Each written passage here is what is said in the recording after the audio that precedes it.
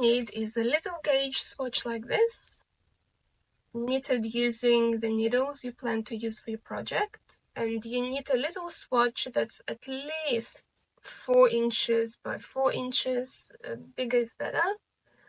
And you make sure that you wash it and you block it, the same way that you will do with your final garment. Once it's been washed and dried, you're ready to measure the gauge. Measuring a swatch is quite easy. All you need is a couple of pins, a ruler, and something to help you point at the stitches. So the first thing you do is just place a pin at the start of the swatch. I usually leave 1 or 2 stitches from the border, and then use your ruler to measure 10 centimeters or 4 inches and place another pin at that point. See, there's 10 centimeters. And now what we're going to do is just count the stitches between the 2 pins. So let's go.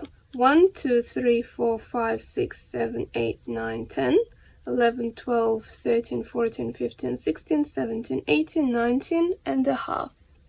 Now I would repeat this step a couple of more times, maybe starting a little bit further away. 10 centimeters. And I just do this 2 or 3 times just to be sure that I got the gauge correct. So let's go again. 1, 2, 3, 4, 5, 6, 7, 8, 9, 10, 11, 12, 13, 14, 15, 16, 17, 18, 19 this time. So last time we got 19 and a half, and this time we got 19. Let's do this one more time. Maybe a little bit lower. At 0 and at 10 centimeters or 4 inches, either way. So let's go 1, 2, 3, 4, 5, 6, 7, 8, 9, 10, 11, 12, 13, 14, 15, 16, 17, 18, 19.